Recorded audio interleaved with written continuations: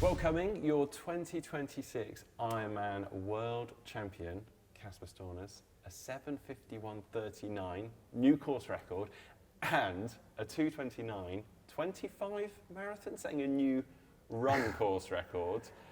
Holy smokes, how are you feeling? Tired and sore in the legs, but still happy. I'm very happy, but it's a bit strange to call myself a world champion. I bet. So it's not every day you can say that. So, but yeah, I'm very happy with yesterday and trying just to enjoy the moment. Good man. I mean, also what a moment to share that with two other training partners. You've had also a very historic moment, so an all-Norwegian podium sweep. It must have been so special for you guys. Yeah, it's very special, and we've been talking about it in training also, that it would be so sick if we just did it. But we know it's a lot of strong competitors, and it's a world championship, a lot can happen, and every time in a world championship some things happen.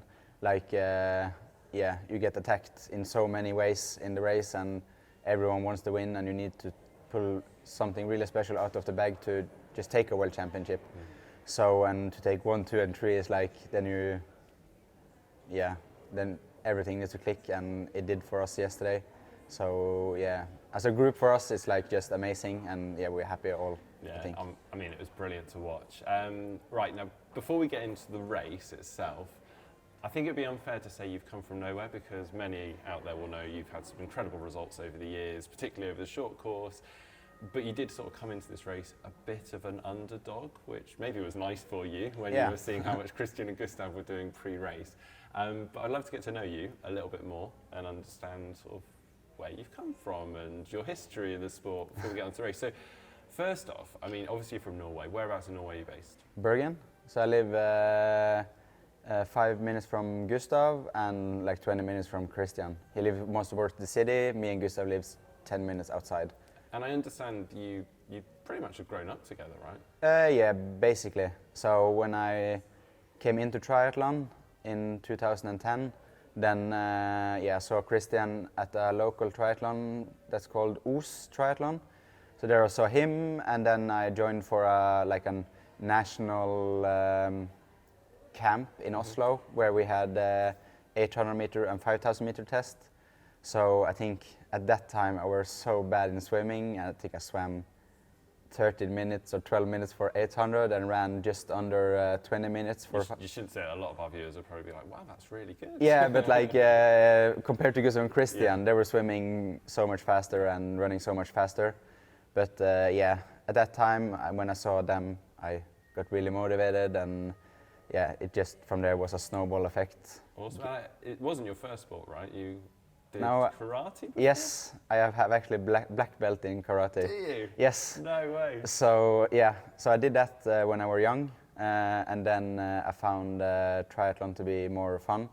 So then I quit that and put all my focus on triathlon, and then I started at the same sports school as Gustav and Kristian went at, and got Arild as coach, and afterwards Olav, and then Mikael, and it's just been a good journey, I think. And now we are self-coached, and we do it together. So and we've learned a lot from all the coaches we've had and put it to our own program. I mean, I've got to say that's really interesting. Obviously, we've known that Gustav Kristian and yourself maybe were working closely with Olav before. Understand he hasn't completely disappeared from the radar for you guys. You've obviously got like a lot of resource you can tap into, but you're essentially setting your own programs and pushing and coaching one. How does it work? Actually, it's not. We don't do things so much scientific anymore. Okay. We don't use so much lactate or anything. And when we make the training program, it's very simple. We sit down after a swim session, eat some sushi, and then Kristian takes his iPad and make like a spider web. So he's drawing a spider web, and then he writes Monday, Tuesday, Wednesday, Thursday, Friday, and then we have the certain days with hard sessions and stuff like that. And then we make, when we were here in Nice in January, we made for 5 weeks, 6 weeks in a row. and then we try to stick to that program and then have a plan of what we're going to do, and that we did basically for all the camps we've done, like when we were before Texas, before Frankfurt and everything. So yeah, maybe we should post it on social media, the program. So yeah. That sounds really fun. Yeah, it's fun and it's simple and yeah, I won't say easy, but like kind of easy. I'm kind of intrigued. There's so many questions with that. I mean, like, how do you monitor training fatigue and all these sort of things, and when someone should back off? And is that just something you kind of chat about and you're like, right, I need to ease off today, or do you just keep pushing one another? Yeah, like if you are tired one day, you maybe either you shorten down or you stay in the back for the whole day to save some energy and try to be ready for the next day. And everyone in your group understands it, like, yeah, he's tired today, then it's no point for him to be in the front, and it's better for him to just be in the back and try to save some energy. And just do the small micro adjustments. So I think like you don't need to do like big adjustment if you don't need to, but like just do some small adjustments maybe all the time, like when you feel the need for, and then try to stick to the plan as good as possible. I mean, to be honest, I think we could do a whole video about this. So we'll park that. I mean, so interesting though. Let's get back to the race day yesterday, because it was phenomenal to watch. Can you sort of run me through briefly, sort of blow by blow, how it all unfolded for you during the race? Yeah, I woke up at 4, so I didn't sleep so good the night before, or like I was really like on and off with the sleep. But yeah, I woke up, felt okay. But I had a really bad stomach in the morning, so I thought like, oh, have I got something? Oh no. Have I eaten something? But yeah, I had a little bit of like small stomach cramps, but yeah, it went away on the bike. But yeah, I went down to the start, checked in everything. I took my bags, and I didn't check it the day before, the transition bags. Okay. So those I just checked in the morning.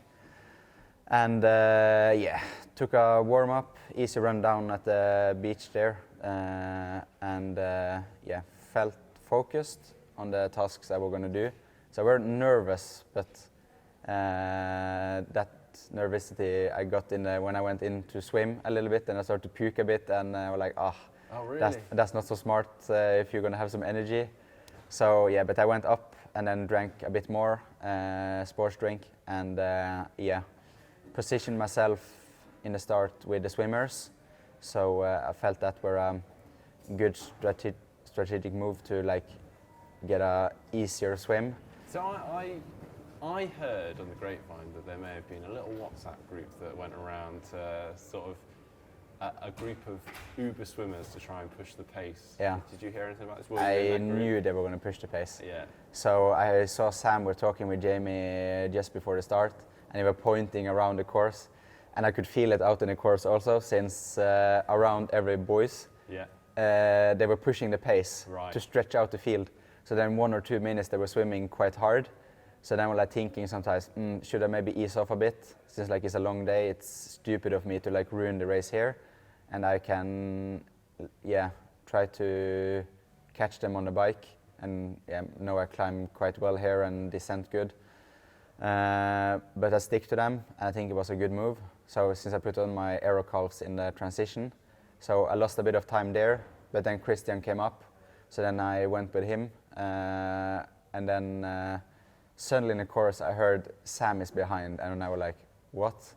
I saw him in the front, but apparently he had some stomach cramps in the swim, so then he stopped, and then he started moving again, so I think it was with Kristian. Out of the swim. So he came past me after 4 minutes in the long hill, and then I just took his wheel, or not sat in his wheel, but like in the distance I was supposed to be. So it felt controlled up, but we were still going quite fast. So I think we did as fast as we did as the fastest in training, but I were pushing like 20-25 watts lower. So probably because of all the race gear and everything, like calf sleeves, helmet, suit and everything. So yeah, I were surprised of how fast we were going, but with that power. So over the top, all the way to the top, Sam were pushing on the flat there, and I knew he were going to do it, but they were a little bit silly of me, like giving him a little bit more gap over the top, and then I just needed to push, but then we catched him again and controlled him okay. So I felt like when he catched us the first time that it was more his job or his responsibility to maybe be in the front, since it's his home race, and he probably wants to be in it. He wants for sure to push the bike. I don't need it in the same way, since I know I can run fast. So then I played my cards there with not burning myself. But like in the out and back section on the flat part, it was headwind on the way out and tailwind on the way back. So then I knew either him or Magnus were going to push after the U-turn, and he did. So we had Sam, then we had Kristian and Thompson, and then me, and then Thompson lost Kristian's wheel when Sam started to push, and then I needed to go out and try to catch the wheel, but didn't manage. So we were just about to catch, but then I felt it was too hard at the moment. So then I went a bit to the back again, and me, Gustav and Thompson rode together. They rode a little bit faster than me in the downhill, but it was like 5 or so seconds faster than downhill, so not much. And then I catch them uphill and on the flat. And then after the long downhill, I suddenly saw a white suit in the horizon, and I was like, okay, is it someone who has got a hammer, or then I was like, yeah, okay, since I saw the motorbikes, a lot of motorbikes, and then just under the bridge and up there I saw Kristian, and I was like, no, has he got a cramp or something? And then I saw the whole group, and then I was thinking, what is going on? Have you been running fast, or had they been like looking at each other? And I was like, if they've been looking at each other now, I was like, it's maybe a bit cocky to say, but like they're kind of giving it to us now. It's still a long race, like a lot can happen in a marathon, but I know that everyone, like me, Gustav and Kristian, is in really good run shape. So everyone has been running very fast in training. So then I was like, okay, now it's on. I had a bit poor transition, but I think it was maybe good for me. I ran in my own pace, and I saw Gustav and Kristian were running basically as fast. They catched Martin and Sam just before the U-turn. Then I catched them just before we came from the airport and out to the open section towards the sea. I was going to say, was in your mind, because there was a bit of a headwind on the way back. Yeah. Did you? I was thinking about it. I need to get onto them by. Yeah, I was thinking like, ideally I will get up, but don't stress. You have run 5K or 42K now. I mean, I got to say, it was phenomenal watching the 5 of you come back past us. Yeah. And I mean, what was going through your mind? You had 5 of you. You got Sam, Gustav, Kristian, Martin Van Riel, yourself. You've got Olympic champions, Ironman world champions, T100 world champions, and yourself. Yeah. So we're just a small piece in the sandwich there, like and it seems like everyone were quite fresh. Sam were pushing and Martin were pushing, and I knew, of course Sam have had his health issues at the start of the season, and it's just impressive how he comes back. And Martin with his ankle injury and also the crash a week ago. So, but like they are insane good athletes, and you know that if they get in some training, it's still hope for them to pull something out of the bag. Like, they've been training so many hours over so many years. So it's like they've not forgotten how to race or how to be a high performance athlete and perform on the day. So in the right moment for them, and if it clicks and everything just comes together, they can have an amazing race, and you can never let your guard down. Well, it was you that it clicked for. Yeah, it clicked for me. I mean, it does seem like, I mean, obviously you raced very hard, but we didn't see a lot of you all day until the run. Yeah, we're smart the whole day. It seemed like you were just playing it smart all day long. Was that the same on the run as well, with the pacing? Because at one point you did drop off, you let them go. Yeah, they were running fast. Oh, okay, yeah. Yeah, I was running 3:30 pace there when I dropped them, and they were in probably 3:20, 3:25, 3:15, like in that range. So, and the gap went up quite quickly. So then I thought, okay, they're going for a 2:25 run here or something.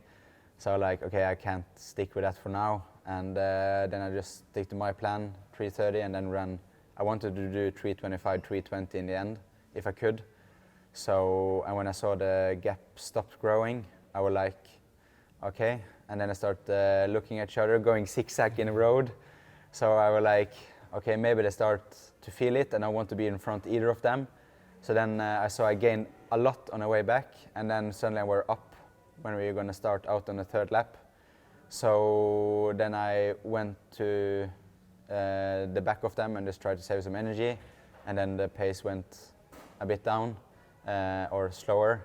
So, and then suddenly in the middle of the promenade where it just gone a bit up and then go down, Kristian takes me to the front, and I was like, okay, then I can just go down to 3:30 again. So then I just pushed over the hill, and then we got a small gap on Gustav. And then Kristian says, we have a gap. So, and then I tried to get Kristian to the front a bit afterwards, but then he said, no, then Gustav is going to come up again. So then I was just like thinking, he's going to do the same thing as he did in Frankfurt, be a back for 10K and then just push the last 10. But then after the U-turn and where you had the fence from the airport there, I just went very close to there and just pushed the hammer a bit more than maybe 3:25 or 3:30 again. And then I saw Kristian went to the left to take the shortest way, and then I just pushed a little bit more, and then I had a gap. But then I knew, okay, it's 14.5K to go, and I could burn myself here, but I felt really good. So then I was like just trying to focus on nutrition, cool down, and so when I turned around on the last lap for the last 5K, the wind picked up. So then I was like really feeling it when it opened up towards the sea. But yeah, when I came to the crowd, the pure adrenaline just took over and kind of understood that, okay, I'm a world champion. And seeing my family and everyone just screaming along the course was really special. So yeah, absolutely amazing. I was actually wondering about, obviously the three of you know each other so well, and just the dynamic during the run, you could probably preempt who's going to struggle with certain things. Was there any communication between the three of you whilst you were racing? Just before the race. Or during, whilst you were running? No, we didn't talk so much. It was the only thing during the run, and a bit ironically, like Kristian has been pulling me for every session, and I've been kind of complaining a little bit. So he's been like, yeah, you're going to tank me in 4 weeks when you win the World Championship. That he's been pushing, especially the bike, since he have had like a philosophy that we're going to have 300 watts on every easy session. Some sessions have been like a little bit easier, but have been like 280. So then, and also he's been like pushing more power, like 315, 310, towards the end of the camps and here when we were pre-camp. And when we were out on the course yesterday, I said to him by pure like frustration when I went to the front and he was just in my back, since I wanted to get the gap to him, but then then I said to him, I can't pull you for the whole race. And then I was just thinking, what did I said now? He is probably thinking, I've been pulling you for every session, and now you say to me that you won't be in the front. So I was like, thinking about that when I was running, like, I was just frustrated. So then we talked about it after the race, and he saw the funny thing with it, so yeah. Oh, awesome. Well, what now then? Now you're Ironman world champion. I mean, that's a lot to process, but have you still got plans for the rest of the season? You still racing? Marbella? Yeah. So I want to do that, and but yeah. And is that with IRONMAN Pro Series in mind as well, or just? Yeah, I'm second in the World Series, or not the World Series, but the Pro Series now. So for sure. I had a bad race in Oceanside earlier this year, so I think with a just decent race there, or I would for sure try to go for the win and podium. But this, not to put any pressure off me, but this was the big thing this year, and perform here. So like it's been a good season so far, but like I've always had in the mind, like even if I performed in Frankfurt, it was like no one kind of cares about Frankfurt if you don't perform here. So it's been a good season if I don't perform here, but like I really wanted this. So this has been the biggest goal of the year. Yeah. I mean, what is it, 7 years since you guys did this last, when it was Bermuda Yeah. and also Bahrain. You were all three of you on the Yes. podium together. Yeah, it's Obviously crazy. Bermuda, you were on the top step, and then third Kristian, step at, Kristian Bahrain. and then Gustav. Yeah, And then I was third in Bahrain, Gustav second, and Kristian first. that's super So, cool. yeah. Wow, amazing to see. Talking on Marbella then, just very briefly, I know it's not your focus, but are you Yeah, it is a focus. Well, yeah, of course yeah, it is. it is a focus. So like, I will still do altitude training now before, and Okay. yeah, and now I have a week where I do whatever I want and just move the body, and then we try to start training next Nice. week and Bike see choice for Marbella? TT or road maybe bike? road, Oh, maybe okay, TT. interesting. I don't know. I'm Yeah. thinking a bit about it, but then I need to find a solution for the TT bars on the road.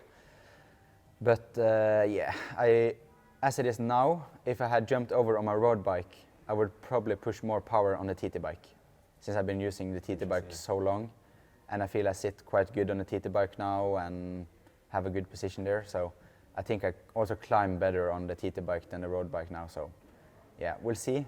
And I haven't done any like fitting on the road bike for a long time. So I used the road bike a little bit when I were at home now, or just after Frankfurt, before we traveled to no, not Nice, but Font, Romeu. Oh yeah, fun, right? Yeah.